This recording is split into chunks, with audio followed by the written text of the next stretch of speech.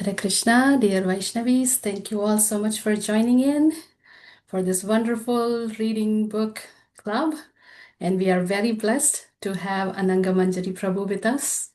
Over 56 years, what can we say? We are blessed to have her association, a senior disciple of Srila Prabhupada. And I am blessed to know her through Shyama Mohini Mataji. So thank you so much for connecting and inviting Mataji over to our reading club launch, book launch. And we are blessed to hear from her as she is an interfaith, revered doctor, counselor, and inspirational speaker. She shares her insights from a broad spiritual perspective that artfully combines modern Western thoughts and experiences with ancient Vedic insights. Her talks are seasoned with theology, philosophy, psychology, humor, and common sense. That is not that common nowadays, huh? So we are blessed. So she offers us a practical and fresh perspective on how to live in bhakti, the spirit of love for the divine, the purpose for which we all are here for. So thank you so much, Ananga Manjari Prabhu. We would love to hear from you. Please bless us and begin the session. Thank you. I am honored to be here amongst all you amazing, wonderful Vaishnavis. And I want to thank Shama Mohini Prabhu for encouraging me and engaging me. Thank you. So you're all here gathered, and this is going to be an amazing project that you're all doing. And Hemanga Gopi, you're for the facilitator for this. And this is a great thing to be creating such a satsanga amongst the Vaishnavis. So it's very needed, wanted, and it will produce wonderful, great results for Prabhupada's mission. It's a very powerful thing when Vaishnavis or devotees gather and converse about Krishna and enlighten one another and sharing their realizations and their knowledge and enthusiasm. So it enthuses all of us and their devotion. So you're studying the Bhakti Rasamrita Sindhu, and this was written, as you know, by Srila Rupa Goswami. And this is the summary is the nectar of devotion of the Bhakti Rasamrita Sindhu. And the summary of the nectar of devotion is this bhakti, the art of eternal love. And that is written by the Rupanugas, those who are following Rupa Goswami through Srila Prabhupada's instructions. So this is all very, very amazing. And the disciplic succession will keep continuing on from all of us. The principle of bhakti, one of the main principles of bhakti is love of God. And love of God is transcendent. It goes beyond religion. It goes beyond, culture, nationality, gender. It goes beyond all of these things. No one has a monopoly on bhakti. No one can have a monopoly on bhakti. It is a universal principle, and it is it's the constitutional position of every soul. We are made of bhakti, basically love of God. We're made of that. Satchit Ananda. We're the little Satchit Anandas. Krishna is the big Satchit Ananda. He's the big source of our little Satchitananda. So we're like, as Prabhupada mentioned, we are all Krishna conscious entities. Every living being, even the ant, we are all Krishna conscious entities. But due to contact with the modes of nature, through our desire, because of our desire, we have free will. So when we choose to lean even just slightly over towards the material energy, then the material energy captures us. The three modes of nature come and they capture us and make us a little puppet. And if we lean a little bit more over towards spirituality, wanting to understand God, wanting to love God, wanting to understand the greatest good for all living beings, the summum bonum, that is Krishna. We lean even a little over, then Krishna and Srimati Radharani, and they will take us and all the great acharyas in line of the disciplic succession. Then they capture us and they help us to continue. But we have to choose. And it's a constant choice. It's not just one time we choose. Of course, even if we choose one time, even a little bit to go towards Krishna, he will end up taking care of us for sure, but it may take time. But every day, every moment, we have choices. How am I thinking?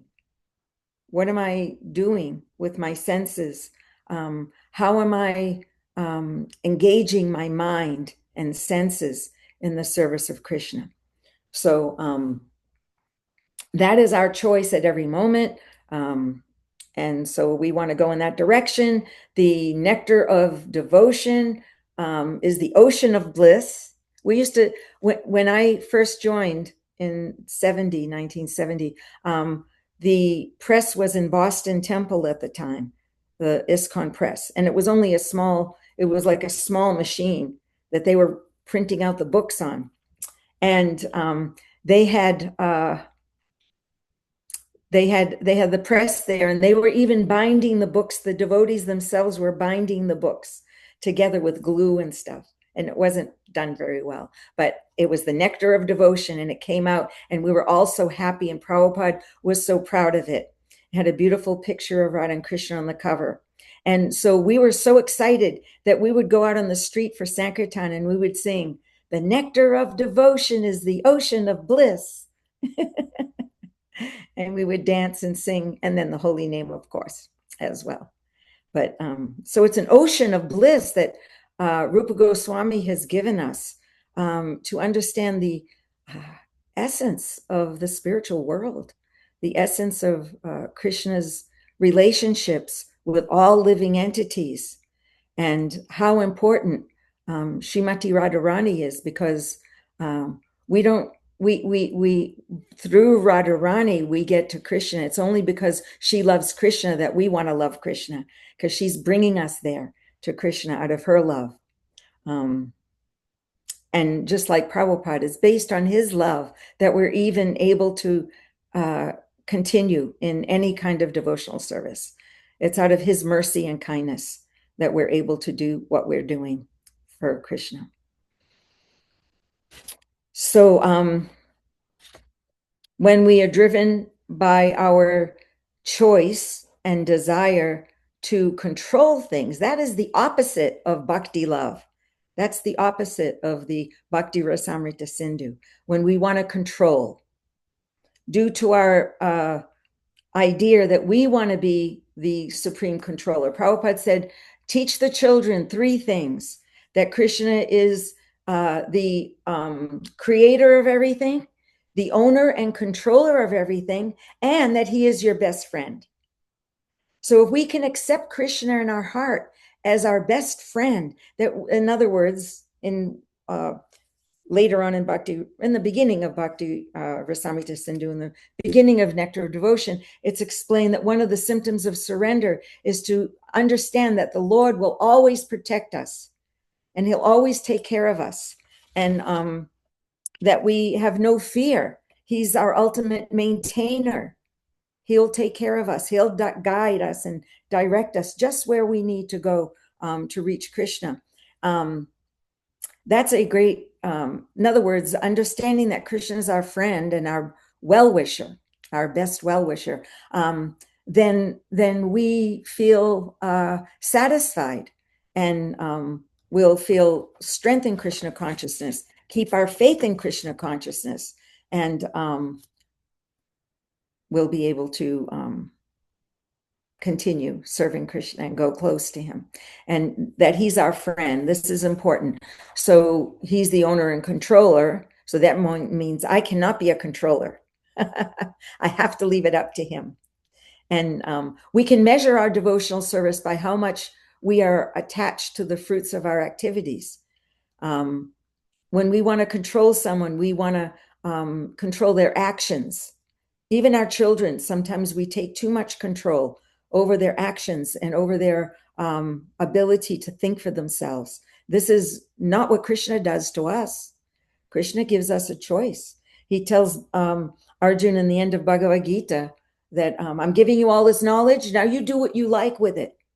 You can use it and come towards me, or you can ignore it and continue trying to control everything and the outcome of everything, what my children should be, or what I should be, or how things should be in my home, or how things should be at a temple, or how sometimes too much control and too much attachment in that area ends up to be detrimental to others and to ourselves. So everyone has an autonomy. Everyone, as in Bhagavad Gita it says, Krishna says, there's never was a time when I did not exist. When you, when him, when she, when the cat, when all these people, there's never a time any of us did not exist. And we are all eternal individual souls with an individual relationship with Krishna and an individual journey in this life, how we're going to get there.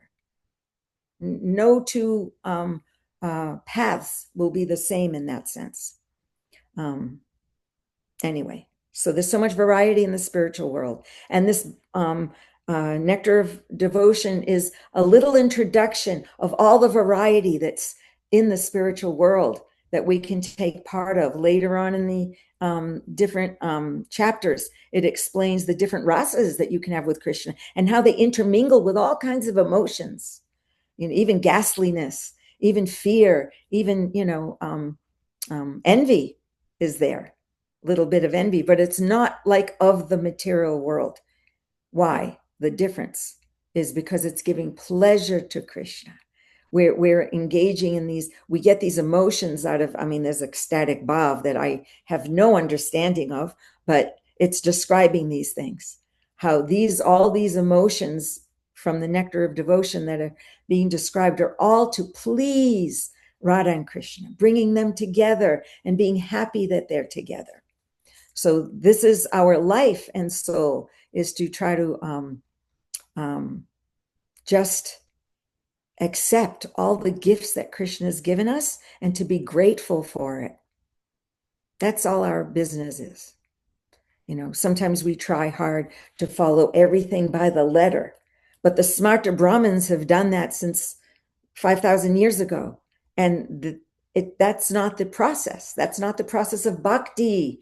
Bhakti is love. So bhakti is from the heart. And every single one of us has an individual relationship with Krishna. And how do we learn it? Well, the sages, Rupa Goswami, Bhakti Siddhanta Saraswati, Bhakti Vinod Thakur, Srila Prabhupada, Lord Chaitanya, they all came to remind us through their example and through their teachings, through their poetry and songs, and through their books. So you're all dedicating yourself to this process of studying Srila Prabhupada's books. And there's nothing better than this to do in your life. So when we choose, every day we make a choice. Are we going to choose something that's favorable for our devotional service or unfavorable? And that's how we can make decisions in our life. Should I do this? Should I have this job? Or should I go to school? Or should I, whatever we think we're doing, should I do this service or that service?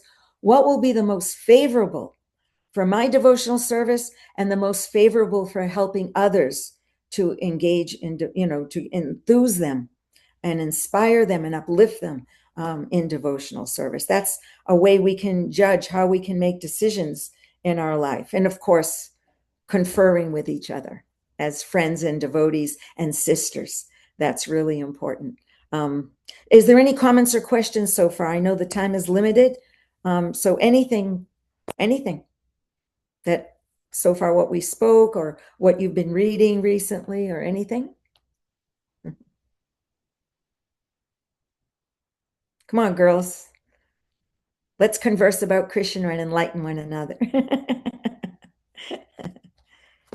Ananga, this is Krishna in Boston. Hare Krishna. I'm just gonna share a question that I got on this topic of Nectar of Devotion from another devotee woman. She said, How should we try to feel attraction to a particular form or rasa in this stage? And if not, then how should we relate to these different rasas with Krishna now? Okay, that's a nice question. I would say that everything has to come very naturally. That's the process. We depend on Krishna to enlighten us on in our heart. Now, some of us, I know, some of us may have an initial attraction. Like as soon as we come to Krishna consciousness, we may just be attracted to a certain deity or a certain form of Krishna. When I first joined, I mean, I was a devotee, what, a week or something. And then they showed me the Srimad Bhagavatam. The cover of the Srimad Bhagavatam had the whole spiritual world on it, all the different Vishnu tattvas and things. And then there's the lotus with Radha and Krishna of Goloka Vrindavan. And all the devotees would go, isn't that so beautiful? Look at Radha and Krishna on the lotus. And my eyes would just like go to this little area in the corner that had the Sankirtan party. And I couldn't get my eyes off of it. It was natural, I guess, in a certain way. And I was just thinking, that's where I want to be. I just want to be there dancing and singing in the streets. Of course, I was a bit of a hippie, so it was kind of like, yeah, dancing in the street, it's like, that's the way to go, be free in your life. But that picture of Lord Chaitanya Nityananda, I could relate to them more because they only came 500 years ago on this planet as human beings, at least looking like that. And yet they emanated so much love of Radha and Krishna's glory. Sri Krishna Chaitanya, Radha Krishna Nayanya. So they're all the same. It doesn't really matter. But if you have a natural affection or attraction, some people just like to worship Prabhupada and the deity of Prabhupada, and they're happy and satisfied with that. Some devotees here, we have beautiful Radhe Shyam and Krishna Balaram, and they dress the deity so amazingly. And so their love is there, and they make Radharani just look divine. And it is another window to the spiritual world. When you see them, you feel some devotion. But whenever in the past, earlier days, when they would ask me to be pujari, I used to think, I am not a pujari. Put me out on the street. I'll distribute a book. I'll go chant in the street. I belong in the street. And when people say, where did you learn all this? I learned it in the street. Street smarts. Sankirtan. Yeah, when they say no one is there, you have to dress the deities, or you have to be pujari for a while in a temple. And I'd be trying to dress Radha and Krishna, and I would be, the whole time I'd be chanting Sri Krishna Chaitanya, Prabhu Nityananda, Sri Advaita Gadadhar, Shivasadi Gaur Bhaktivinoda. So that's just me. Everyone has a different flavor, taste. I have a friend who writes beautiful, wonderful. She studies a lot of the different shastras, and she understands about Radha and Krishna, and she's an artist, she's a poet, and she describes beautiful poetry, Radha Krishna, according to the shastra. It has to, we always want to have the acharya's approval, the previous acharya's approval. That's important. But so I would say, let it come naturally.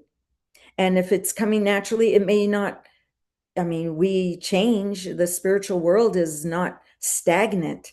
So even in the spiritual world, someone could have a certain rasa with Krishna, and it can overlap with other rasas. Like we learn about the 5 rasas, the basic. Those are basic rasas. There's a little mix in between going on there. And I think in the Nectar of Devotion, it describes a little bit of that sometime. So nothing is stagnant in spiritual life.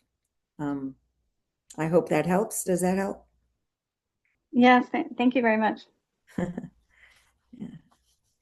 Another way we can measure our advancement is how happy we are in Krishna consciousness, if we have a taste. And if we don't have a taste, we should pray for a taste. We should beg for a taste. Because it's in so many places, Prabhupada says, the sublime method of reviving our Krishna consciousness. This is chanting Hare Krishna is the sublime method, reading, chanting, all these activities that we do. In the Bhagavad Gita, it says, this is the king of knowledge and it's joyfully performed. So, yeah, we can see how am I, you can say happy or satisfied, feeling satisfied with the process. Of course, we're never satisfied with ourselves because we always think, oh, I need to do more and should do more. But more means more internal. Don't let that trick you. Sometimes devotees say, well, I'm going to chant, 20,000 rounds, but then they're, watching TV while they're doing it, or, whatever. So, there's a balancing and going inward. Bhakti Vinod Thakur says, cultivate the spirit inward, slowly. It's not a fast process. In the beginning, Krishna gives a little extra mercy, and we get a big taste, and we feel like, oh, I'm in ecstasy. I used to dance around going, Krishna's bliss, Krishna's bliss. And now the material energy has kind of knocked me down some notches, and I don't always feel like that.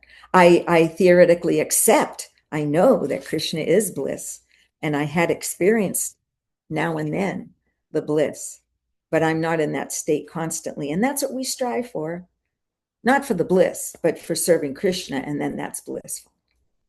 Anything else? There's a message in the chat, Prabhu, that Sujata Mataji writes, most devotees in Finland are attracted to worshipping the deity of Shadbhuj form of Gauranga. So that's interesting. Wow. That's very special, Sadbhuj form. That's including Ram, Lord Chaitanya, and who else? Krishna. Krishna. Yeah. Krishna, of course. How could I forget? See, I forgot. Yeah, that's beautiful. That's beautiful. Yeah. And Krishna comes in every single species of life, not just a cat as Lord Nrsingadev, or a boar as Varaha, or a turtle as Korma, or Matsya the fish. He comes in every single species of life. He's blessing every species of life. So as Prabhupada said, even a dog can take part in this. Krishna consciousness is so sublime. So what to speak of woman, okay?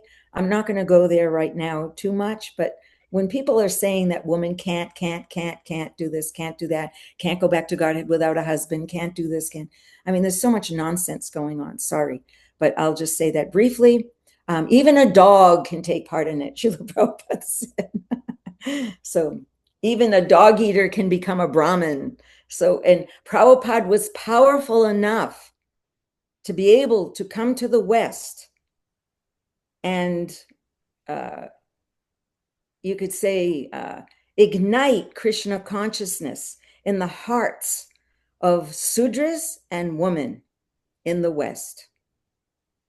And if anyone says that, oh, the women are not as Brahmins, or can't be Brahmins, or can't be devotees, they're not really initiated, can't be gurus, they can't be whatever, leaders, then that means that they believe that Prabhupada has not been powerful enough, empowered enough by Krishna to make even the woman and even the Sudras into Brahmins and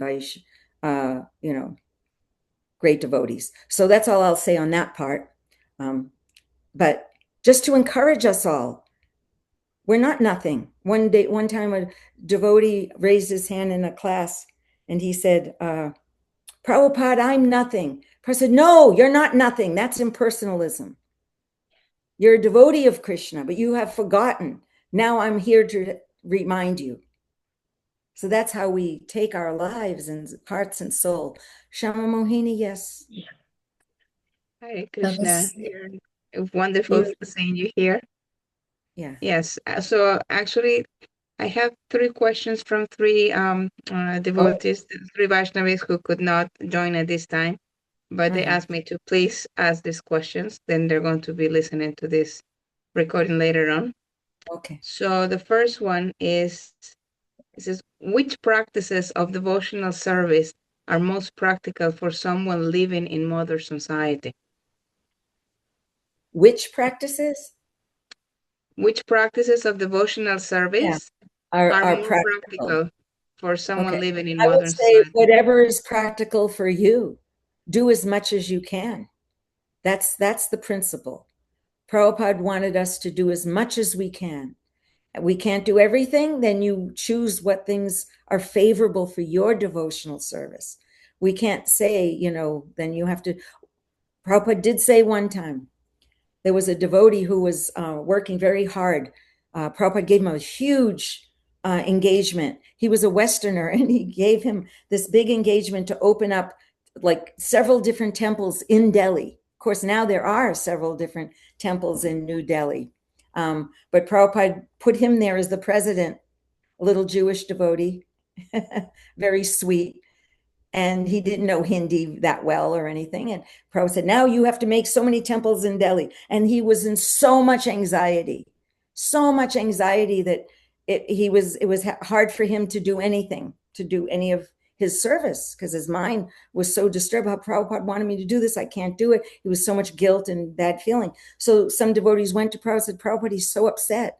He's so disturbed. And Prabhupada wrote him a beautiful letter and said, I only gave you all this work so that you would not have no time, like you would not have time on your hands to just waste. That's why I gave you all this service. Not that you have to do all of it or else you're going to go to hell or be condemned. And he said, so number 1 is your health. Number 2 is japa. Number 3 is reading and service.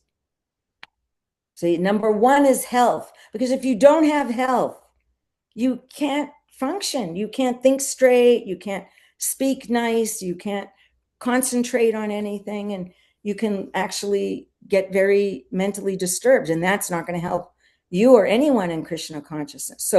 So when you say what is the most practical in this day and age, I would say do every single one of us sincerely look into your heart and mind and think, what is the best thing I can do now? At one point, I had 3 kids, husband demanding, so much demand at home. I had to get a job. I had just studied gemology, and I had to get a job, and I had to look good in the job and dress a certain way and, do all these things. And I remember thinking, I don't have time to do all my devotional service. Go to Mangal Artik and Guru Puja. At least that my capacity was not going to be that. I had to take care of my kids, so many things, and plus work. What is it, 7-8 hours a day. So I would go by the temple in the morning on my way out to catch the bus. I would go out and I just briefly pay my obeisances. And I remember thinking, one moment's association with a great devotee or with Krishna, one moment of my mind being fixed for one moment is going to nourish my heart for the whole day. And so that's kind of how I had to live part of the time. So like that, you do what you can. These practices are there for us to learn to love Krishna, or to feel the love for Krishna in our heart. So if I'm feeling the love for one moment in the day, that's pretty good for me. Thank you. Anyone else? Oh, yes, the next one. Yes, sorry. The next question. Okay, so the next question is, how can someone avoid offenses while practicing devotional service? Be kind to everyone. Never commit violence to anyone, in words, in looks, in deeds, in actions. Be kind to everyone. That's one of the main qualities of a devotee, is compassion and kindness. So if you don't want to commit offense, the only offense is hurting someone else.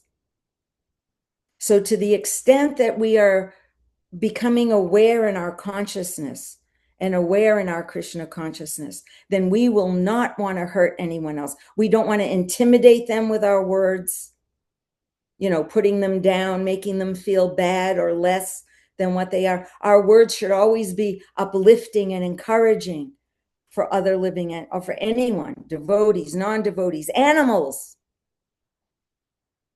We become compassionate. The more compassionate, the less we're ever going to harm anyone. So then there's no question of an offense. I hope that helps. That's brief, because I know we only have a half hour or something. Otherwise, That was so beautiful. That was the essence. that could be a whole, couple of lessons on itself, a workshop. And oh, one other thing, being kind to everyone means I don't offer cruelty to anyone, and I do not accept cruelty from anyone. That has to go hand in hand. If you're accepting cruelty to you from another person, whoever they are, doesn't matter, leader, this or that. If they're being cruel and you're getting hurt from this, either psychologically, emotionally, physically, and in any way, you must remove yourself from that situation. Because if you stay, you're enabling their cruelty and you're allowing them to commit offenses. You're enabling them to commit offenses and they will suffer for it, and you're already suffering for it. Does that make sense? So a devotee does not engage in harm to anyone and does not accept harm from anyone. That's our Vaishnav life. It has to go hand in hand. Sometimes we think, well, a devotee is supposed to be humble and shy, quiet, meek, and, and like a blade of grass, let everyone walk on me. No, you're allowing them to commit offenses if you allow them to walk on you. Krishna is not pleased with them. And, when we allow it, we're allowing them to suffer. So is that Krishna conscious, that I see someone is doing something that's making them suffer and I encourage it? I might not be able to stop them, but should I encourage it? Mm-mm. Exactly. By enabling. So don't be an enabler of cruelty. Srila Prabhupada always signed, right? Your ever well-wisher. Yes. We want to be everyone's well-wisher. And he's our well-wisher. We need to give well wishes always out to others. And even if someone is cruel or mean, or there's someone in our life that we know that we don't like or something, we should offer a prayer. We should offer them in our mind. We should offer them as an offering to Krishna. That's forgiveness. Forgiveness isn't just sentimental that I go, okay, I'll forgive them. I'm supposed to forgive, so I'll say I forgive them. But no, what real forgive, I give them to the Supreme Lord who can fix them. And I pray, my Lord, they're broken. Something's wrong. They're angry, they're miserable, they're cruel, they're mean, or whatever, whoever it is, a non-devotee, a devotee, anyone. And then we say, Krishna, I can't fix them, but you are the great fixer. So you fix them. Thank you. Sankirtan Prabhu, please go ahead. So that's a whole other thing too, talking about forgiveness, but that's just brief. Thank you. So let's go with Sankirtan Prabhu, if that's okay. Yes, Sankirtan Mataji. And then we have another question from Indulek in the chat. So please go ahead, Prabhu. Thank you. You've been with your electronic hand is already tired. Thank you. Yeah, please go ahead, Sankirtan Prabhu. Unmute yourself. You're on mute. Oh, okay. So sorry, I'm already in my pajamas. Hey, look at you. Late here. I didn't know when they said I couldn't see good. Hare Krishna. I wish we could. I think we need more time with you. Like this is anytime. I mean, just so wonderful. So growing up in ISKCON, like my whole life, I heard. I guess it's more of a share, just about how we should love Krishna. But I would say now in my 40s, I'm beginning to learn about how Krishna loves me. And I feel like it wasn't something I heard very much in ISKCON, or it wasn't the focus. That's beautiful. So do you want to say anything more about that, or? Well, it's funny. Some people might think it's like a little bit woo-woo, but I took a certificate. I've taken certifications in intuition studies, Uh-huh. learning to, we're actually all have intuitive abilities, but we've been told that you're not advanced enough or you're not allowed to have intuitive abilities. But Prabhupada actually says in one of his purports that Krishna takes place in our heart as super soul so that we can communicate with him one on one. So that is actually an intuitive ability, and Prabhupada has given us permission that we can communicate one on one with the super soul. So using these tools and the intuitive certification I did, I actually utilized that in my darshan to the deities on just how to clear the mind and just receive messages from the deities. And when I was at Mangalarti in New York City last, I just like received a communication from Radha Govinda and they said that I get really like emotional, but they said you are loved more than you can imagine. So they allowed you, the Lord, Radha Govindaji, allowed you to feel their love. Their love is always there. And you got that moment of feeling it. I would say, yes, as soon as you mentioned intuition, the first thing I thought of is this is super soul. We have to be in touch with super soul in our heart. He's our dearest friend. He's been sitting there waiting for us for, thousands or millions of lifetimes. So to communicate with him is utmost importance. It's a big part of bhakti. We do have to be careful, however, because our minds and senses are still, at least for me, I know very much partially, although I'm trying to partially be Krishna conscious, I've got the modes of nature is still partially kind of, controlling me. So I have to be a little careful because that's where the line of Sahajiaism comes. Where we think, I'm in love with God and I am Radharani, or I am in love so much that I'm better than whoever. As soon as we think we're better than anyone, that kills the whole thing. Then it's not super soul anymore. Then it's our ego. But when we're just receiving and going, Krishna loves me, what do they say? Jesus loves me, this I know, because Jesus told me so, or something like that, right? No, did I say that right? Anyway, something like that. So, yeah, Krishna loves us. Otherwise, why would he be sitting in our hearts through lifetime after lifetime after lifetime, watching all our nonsense and tolerating it? So he loves us like a father. He loves us like a friend. He loves us sometimes, we feel protective to Krishna. So then we're the parent and he's the child. So there is love in our Krishna consciousness movement. Krishna does love, and we should stress that more. I agree. I think that's a beautiful thing.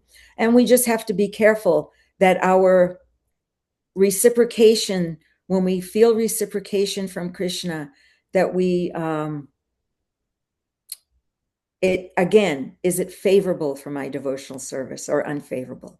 That's kind of the measure. That's the rule, You know how they have those things that the carpenters have this thing that has a little bubble thing in it for balancing. I don't know what that's called. Does anyone know? Level. So yeah.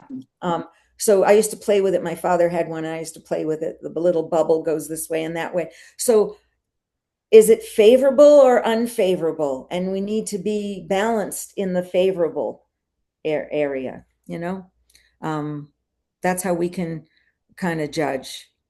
So,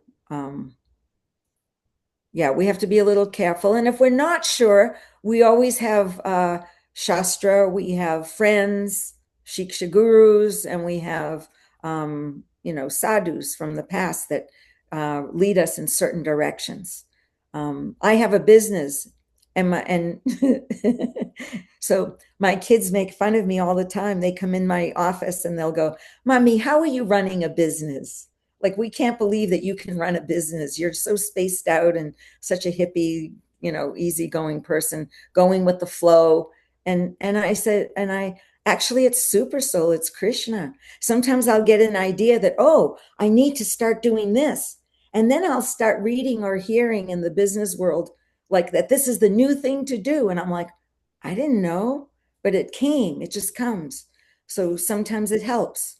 Krishna helps us even with our ordinary life. But of course, everything we do, we need to try to get closer to him. So like you said, there's that Sankirtan Prabhu said that there's that balance of understanding that Krishna loves me and I still need to keep wanting to love him. And one time Prabhupada told the devotees, if you love me, then I'll love you. So it's reciprocal. It's reciprocal. You love me, and then I'm inspired to love you back. And then you're inspired to love me more, and I'm inspired to love you more. And that's how the spiritual world is working. It's so much love that unfathomable for us to understand how much love is there. But that's what the whole spiritual world is made up of, is this love. And Krishna and Radharani has even more than Krishna. So Mother Radha, we worship you and pray to you to guide us to your Krishna. He's yours. And we want to be guided towards him so we can keep you happy and him happy. And Radharani is the most merciful. Yes. What is your business? Oh, well, I do wholesale jewelry. Oh, nice. My daughter Jamuna, she designs it. We design it together, and then we wholesale it to stores around. Yeah. So, amazing. It's a way to maintain ourselves and our family. And Krishna's been very kind. And like I said, I don't even know how I'm doing it. No one knows how I'm doing it. But Krishna's guiding in some way. All right. Someday he'll guide me towards higher things, I hope. So anyone else? Any other thing? Thank you, Sankirtan. Great. I think Induleka had a really good question she put in the chat. Okay, go ahead. Induleka, Mataji, would you like to come out and speak your question? Induleka Mataji, would you want me to read, or would you like to come up and speak out? I think I'm actually a little bit familiar with Induleka's question. If she's not coming out, Hare Krishna, oh, please, good. I can't really talk much. I can listen, but Sure. if you can read what I wrote, thank you. Sure, I will. So the question goes is, how about seeing someone else being hurt and not being alive to do anything about it? Being able to do anything about it. I think Not that was being able to do anything about it. Not being able to do anything about it. Yes. If we can't do something about it, then all we can do is pray. That's all we can do is pray. Pray for them. Direct a prayer to them. I like to say I like to throw prayers out to people or animals. It's like when I'm in India, I'm in a taxi, I can't even look out the window because there's so much suffering out there, and it hurts me so much. And so I just throw a prayer. If my eyes happen to glance at someone or some animal or something suffering, I just throw a prayer at them, and pray that Krishna, you please help them. Please help them, because I can't. Yeah. So when we can't, when we're incapable of helping someone for whatever reason, sometimes we can try to help them, but then they don't take our help and they hurt us back and they keep hurting others. Then we can't help them, and we have to be smart. That's in the Bhagavad Gita. You give charity to those who deserve it. You don't just give charity in the mode of ignorance to those who are going to waste it and use it for stupid things that are going to hurt them even more, because then that's not charity anymore.